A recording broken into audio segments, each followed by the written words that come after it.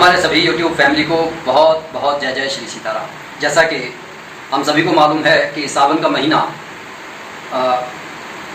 भगवान भोलेनाथ को समर्पित है और भगवान भोलेनाथ अपने ध्यान में हमेशा प्रभु श्री राम का स्मरण करते हैं। अब जो प्रभु श्री राम का स्मरण कर रहे हैं, इसका मतलब ये हुआ कि अगर हम उनके सामने प्रभु श्री राम का नाम लेते हैं तो वो उससे प्रसन्न होते हैं।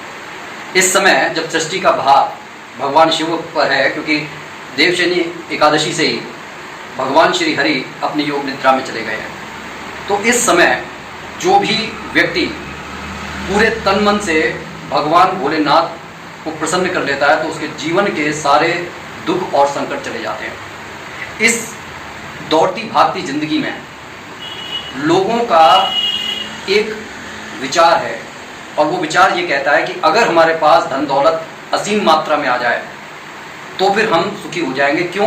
क्योंकि फिर हम सुख को खरीद सकते हैं, ऐसा लोगों का मानना है। हालांकि मैं यही कह रहा हूँ कि जब तक हमारे मन के अंदर शांति नहीं होती तब तक कोई भी चीज़ मिले हम उसका ना तो उपभोग कर सकते हैं, ना हमें आनंद आता है। और अगर रोगी शरीर हो तो आपके पास सब कुछ होने के बाद भी जो कुछ भी होता है वो आपको मतलब वो खुशी मिल नहीं पाती। तो कहने का ये अर्थ है कि सबसे पहली खुशी तो पहला सुख निरोगी काया और फिर दूसरा सुख घर में हो आया। तो अगर हम भगवान भोलेनाथ को प्रसन्न कर लें तो कैसा रहे, और इसके लिए एक अति उत्तम उपाय गोस्वामी तुलसीदास जी ने श्री रामचरितमानस के बालकांड में दिया है। उन्होंने क्या दिया है कि अगर आप इस चौपाई का स्मरण करते रहें तो भगवान शिव बहुत प्रसन्न हो जाते हैं। वो किस तरीके से प्रसन्न होते हैं? क्योंकि इसके अंदर ये बताया गया है कि भगवान भोलेनाथ को प्रभु श्री राम बहुत प्रिय है और जब वो प्रिय हैं तो वो सारी सुख संपत्ति उनको भजने वाले पर लुटा देते हैं। और फिर जो व्यक्ति सकाम भाव से इस इच्छा से ही अगर ऐसा करता है तो भी उसको जीवन में सारे लाभ मिलते हैं। तो कहने का ये अर्थ है कि रामचरितमानस के हर दोहा, चौपाई, सोरठा, हर चीज अपने आप में चमत्कारिक है, क्योंकि ये अंतःकरण से निकले हुए उद्गार हैं गोस्वामी तुलसीदास जी के, जिन्होंने प्रभु श्री राम का वास्तविक रूप में दर्शन किया।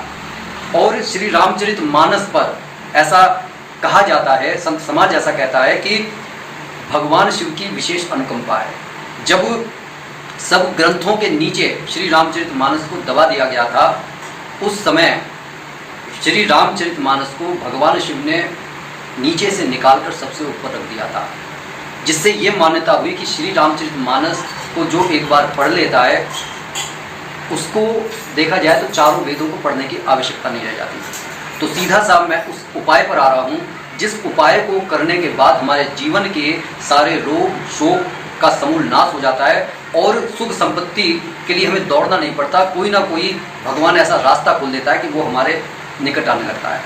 तो इस उपाय को करने से पहले मैं बार बार कहूँगा, कोई भी आप उपाय करते हैं तो शुद्धता और पवित्रता के साथ और विश्वास के साथ कीजिए। अपने घर के मंदिर में ज्योत जलाकर बैठ जाएं और वहाँ पर आपको कोई गिनती नहीं करनी है। आपको जितना आपके पास समय, 5 मिनट, 10 मिनट, आधा घंटा, और अगर आप पूरे दिन भी चलते फिरते कर सकते हैं तो आप इस उपाय को कर सकते हैं। आपको करना ये है, ये छोटी सी चौपाई का स्मरण करना है। एक तरीके से आपको भगवान शिव के सामने सुनानी है, क्योंकि सावन का महीना है। भगवान शिव इस समय पूरी तरीके से अपने भक्तों पर दया लुटाने के लिए तैयार बैठे रहते हैं।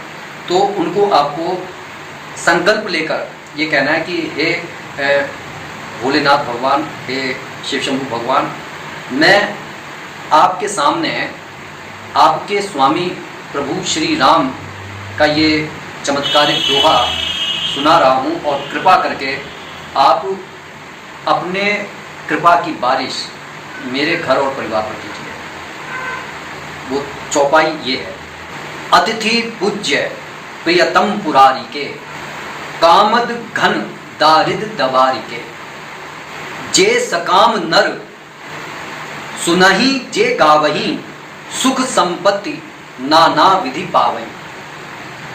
इसका सीधा सा अर्थ ये है कि अब व्यक्ति की सभी कामनाओं को पूर्ण करते हैं, दरिद्रता को दूर करते हैं, क्योंकि त्रिपुरारी भगवान को राम जी प्रिय है। जो नर सकाम भाव से प्रभु श्री राम की कथा को कहता है, सुनता है, उसे नाना प्रकार की सुख संपत्ति स्वतः ही प्राप्त हो जाती है। और वो किस तरीके से प्राप्त होती है कि जैसे कि सारी नदियों का जल इकट्ठा होकर सागर में चला जाता है, सागर को उसे खींचने की जरूरत नहीं पड़ती।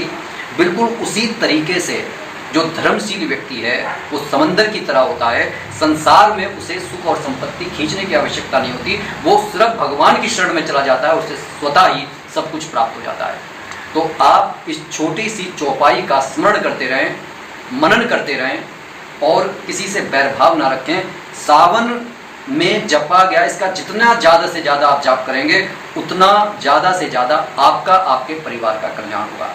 इसी के साथ मैं अपनी वाणी को विराम दे रहा हूँ और मेरा विनम्र अनुरोध है कि जो भी भाई बंधु इस चैनल पर नए हैं कृपया चैनल को सब्सक्राइब कर लें और कमेंट में अपने इष्ट का नाम लिखना ना भूलें। बोलिए जय जय श्री सीताराम।